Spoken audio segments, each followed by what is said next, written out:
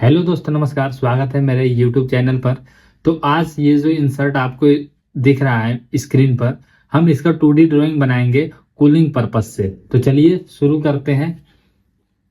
Control shift plus D. Drafting environment में जाने के लिए हम प्रेस करते हैं कंट्रोल शिफ्ट प्लस डी। यहाँ से कर देता हूँ ओके। A3 साइज पे हमारा ये ओके हुआ है। अब हम इसे कर देंगे यहाँ से कैंसिल, और फिर से यहाँ से मैं बेस व्यू से इसको लूंगा, तभी ये हमारा आ रहा है। जो इसमें टॉप साइड से आ रहा है, लेकिन हम इसे बॉटम करेंगे तो हमारा पीछे का साइड आएगा, जो कि हमारा फ्रंट होगा। टॉप हमारा यही होगा, और हम इसे रखेंगे यहाँ पे। और उसके बाद ये कमांड हो जाएगा, इसे क्लोज कर दूंगा मैं। लेकिन अभी क्या है, हम इसका साइड व्यू भी देंगे, क्योंकि हमारा कूलिंग चैनल जो है वो साइड से ही ड्रिलिंग किया जाता है और एक सर्किट को घुमाया जाता है इंसर्ट के बीचों बीच।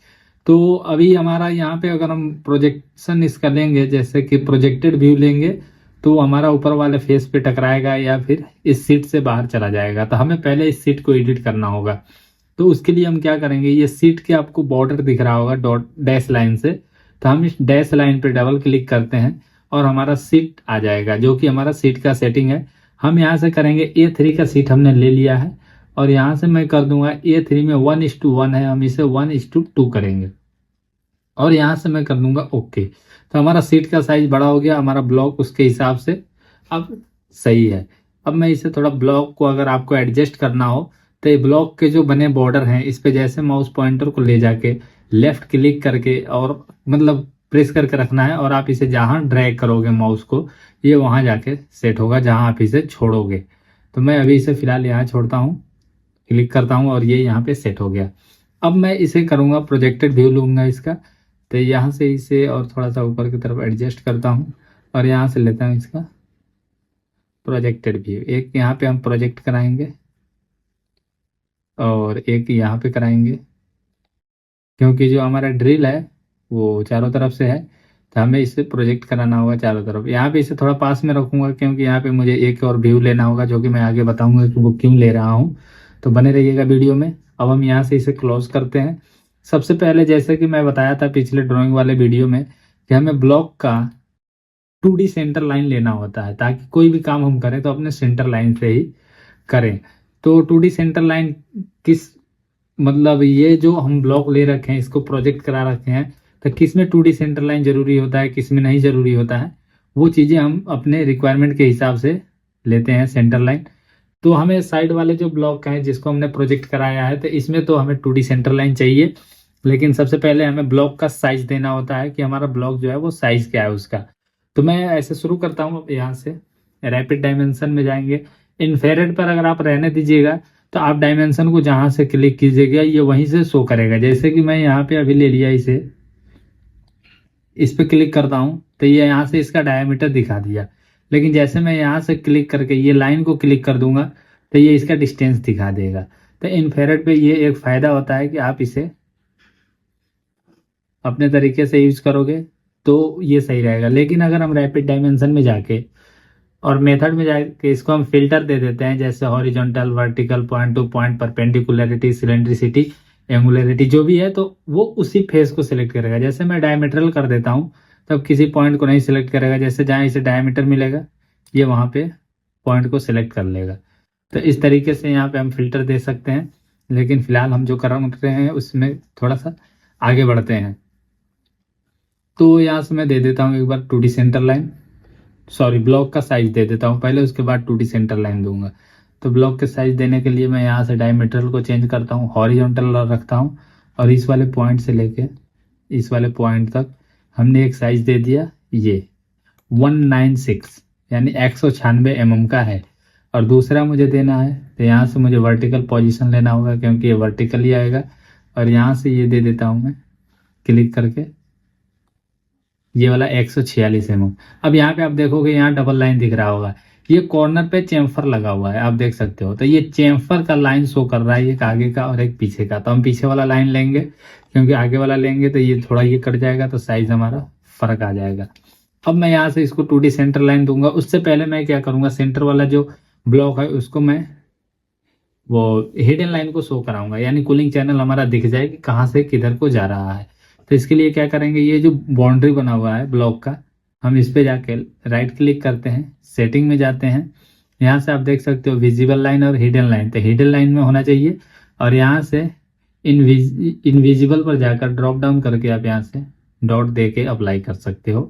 तो आप यहाँ पे देखोगे तो आपको हिडन लाइन दिखेगा। तो हिडन लाइन में ये दिख रहा है एक सर्किट घुमा हुआ है यहाँ से ऐसे करके ये, और ये दो होल यहाँ पे दिख रहे होंगे और दो होल यहाँ पे हिडन, ये टेपिंग का होल है। तो इस पर हम बात नहीं करेंगे, हम कूलिंग पर्पज से ड्राइंग बना रहे हैं तो हम कूलिंग को समझने की कोशिश करेंगे, नहीं तो वीडियो काफ़ी लंबा हो जाता है। तो चलिए, हमारा कूलिंग दिखा रहा है कि यहाँ से ये आधे पर है, लेकिन ये एक सर्किट घुमा हुआ है यहाँ से ऐसे जाके ऐसे। ये क्या करेगा, यहाँ से पानी इन करेगा, ऐसे डाई के इंसर्ट के चारों तरफ घूम के यहाँ से आउट कर जाएगा। तो हम इसके लिए अब बनाएंगे, सबसे पहले 2D लाइन अप्लाई करेंगे। तो ये सेंटर मार्क आ रहा है, इसको ड्रॉप डाउन कीजिएगा, 2D सेंटर लाइन आएगा। 2D सेंटर लाइन हम अप्लाई कर देंगे। हम एक ही डायरेक्शन का 2D सेंटर लाइन लेने वाले हैं, क्यों मैं बताऊंगा आपको। तो यहाँ से हम इसको अप्लाई कर देते हैं सब पे, ये यहाँ से भी, और ये साइड वाला लेके ये। अब ये हम इसलिए ले रहे हैं, अब ये वाला पोजीशन पे नहीं लूँगा क्योंकि हमें जो ये जो लाइन दिख रहा है, सॉरी ये जो होल लगे हैं, ये सब एक ही डिस्टेंस पर सर्किट को घुमाया गया होगा। तो हम इसके लिए करते क्या है, यहाँ से हम 2D में जाएंगे, सॉरी रैपिड डायमेंशन, और रैपिड डायमेंशन में यहाँ से जो हॉरिजॉन्टल है इस वाले सेंटर को लेके यहाँ से, अब मैं ये इधर रीडिंग नहीं दूंगा। इधर देने का कारण ये है कि अगर इधर मैं देता हूँ तो दोनों तरफ हमें दिखाना पड़ेगा, लेकिन जैसे आप इस रीडिंग को खींच के यहाँ लाते हो तो ये यहाँ से शो करेगा एक लाइन जो बताएगा कि इस होल के बीचों बीच है, यानी दोनों लाइन, सॉरी जो दोनों होल का जो डिस्टेंस है वो सेम है। तो हमने इस तरीके से दिया है कि पीछे से 22 mm है, यानी हम सेंटर से नहीं देंगे। सेंटर से तब देते हैं जब मान लीजिए सेंटर से कोई डबल चैनल जब घुमाया जाता है तो कुछ होल आगे होते हैं कुछ पीछे होते हैं, तो हम उसमें सेंटर से देते हैं। लेकिन हम इस पोजीशन में एक ही तरफ से दे देंगे पीछे की साइड से, तो जो बैक साइड से हमारा होगा वही हम यहाँ से शो करा देंगे। अब सबको, सॉरी यहाँ से इसे रीसेट करो, एक बार ये लेते हैं और ये, और यहाँ से मैं कर देता हूँ, ये भी 22 mm आ रहा है। अब ये इन्फेरेट पर है तो हम इन्फेरेट से ही अप्लाई करते चले जाएंगे। ये यहाँ से लेंगे इस वाले लाइन को और चैनल को यहाँ लेके आऊँगा ताकि इसको भी शो करेगा उसके साथ कि ये सेंटर में ही है। इसको भी ड्रैग करके हम इसे ऊपर कर देंगे। आप इसे जहाँ रखना चाहो वहाँ रख सकते हो, और इसे भी कर देते हैं। अभी इसका मिड पकड़ते हैं और यहाँ से ये, और इसे कर देता हूँ अप्लाई, रीडिंग को यहाँ रख देंगे। अब हमने ये वाला दे दिया, लेकिन अब यहाँ से हम आगे बढ़ते हैं और इसका सेंटर से हमें देना होगा रीडिंग कितना है, क्योंकि हमें पीछे से तो हमें पता चल गया कि इतना एमएम जाना है, लेकिन सेंटर से वो कितना जाएगा। आप इसे बीच में भी रख सकते हो या साइड में भी, कहीं आप इसे एडजस्ट कर सकते हो जहाँ से साफ साफ दिखाई दे सके जो इसमें कूलिंग करे, क्योंकि हमारा पर्पस होता है 2D बनाने का कि हमारी रीडिंग साफ साफ दिखाई देनी चाहिए और जो काम हो वो एग्जैक्ट पोजीशन पे और एग्जैक्ट डायमेंशन के साथ हो। तो मैं इस तरीके से डायमेंशन को सेट कर रहा हूँ। आप देखोगे तो आपको समझ में आएगा। कहीं दिक्कत हो कुछ तो आप कमेंट कीजिएगा मुझे, मैं बताने की कोशिश करूँगा अपनी तरफ से। और यहाँ से इस तरीके से हम इसको सेट करेंगे सबको।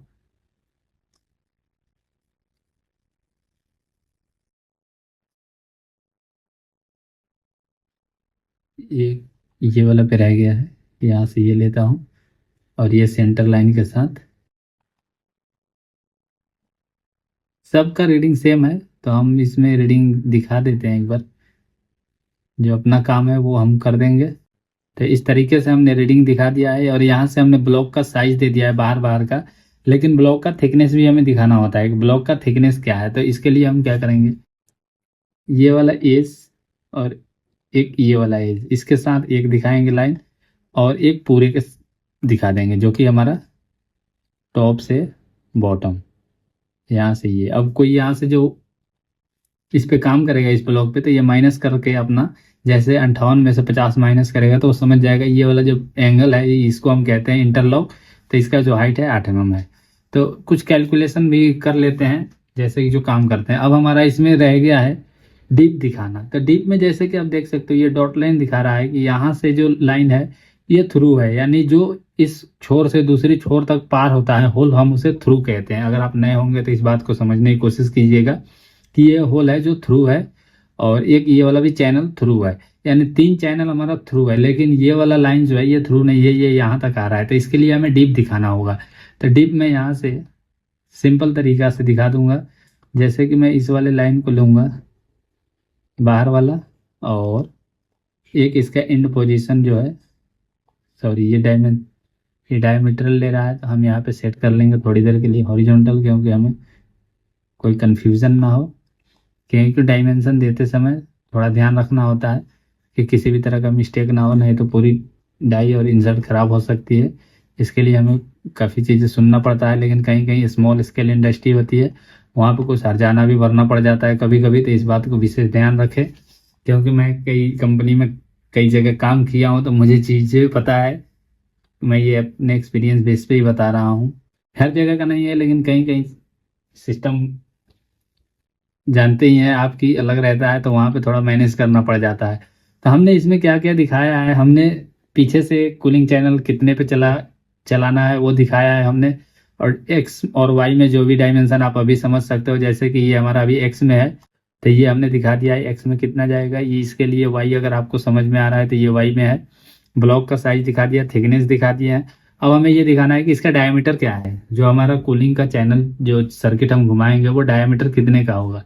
तो उसके लिए हम यहाँ से इस डायमीटर को लेने वाले हैं। यहाँ से कह रहा है 8 mm का डायमीटर है, तो मुझे पता है कि ये जो सर्किट घूमी हुई है वो 8 mm की है। जो डिजाइनर होते हैं उन्हें पता होता है कि हमारे चैनल कितने का घुमा हुआ है हमारे इंसर्ट में, तो हम उसी बीए पर और उसी मतलब कि जो भी हमने देखा है समझा है उसके हिसाब से हम 2D ड्राइंग में कुछ ऐड करते हैं। तो जैसे मैं यहाँ पे क्लिक करता हूँ, सॉरी डबल क्लिक करता हूँ, और हमें यहाँ से ऐड करना होगा। तो अगर मैं यहाँ पे कोई लेटर लिख रहा हूँ तो आप देखोगे, यहाँ पे जूम कर रहा हूँ, तो ये जो डायमीटर 8 का दिखा रहा है उसके हमारे लेफ्ट साइड में लिख रहा है। लेकिन अगर मैं यहाँ से इसे कट करता हूँ, अगर इस कॉलम में लिखूंगा तो ये इस तरफ लिखेगा। तो मैं इस कॉलम में लिखने वाला हूँ, यानी कि हम पढ़ेंगे कैसे। डाया 8 का यहाँ लिखूंगा ALL ऑल, सॉरी यहाँ आई लिख दिया, ऑल होल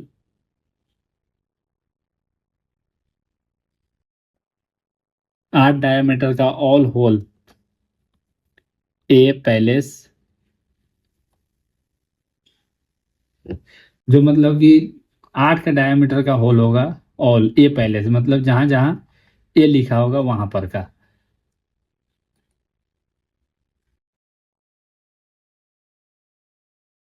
तो यहाँ पे स्पेस दे देता हूँ ए। अब यहाँ से कोई ये समझेगा कि ये 8 का डायमीटर का होल होगा कहाँ, जहां जहां ए लिखा होगा। तो हमें इसके लिए पैलेस देना हो, ये हम यहाँ सेट करने वाले हैं। तो यहाँ नोट पे आप जाइएगा, नोट पे जाने के बाद आपको यहाँ लिखना होगा, जैसे कि मेरा ऑलरेडी ए लिखा हुआ है, तो मैं इसे अब यहाँ पे रखूँगा, और फिर आगे यहाँ पे रखूँगा। मतलब मुझे जहाँ जहाँ 8 मुझे पता है जो कि 8 का डायमीटर का होल है, कहाँ कहाँ से 8 का डायमीटर का होल गया है, मैं वहाँ वहाँ पे ए लिख दूंगा। अब जो इसमें कूलिंग करेंगे जो ऑपरेटर होंगे मशीन पर, तो वो ये चीज़ समझ जाएंगे कि जहाँ जहाँ ए लिखा होगा वहाँ वहाँ 8 के डायमीटर का होल लगेगा।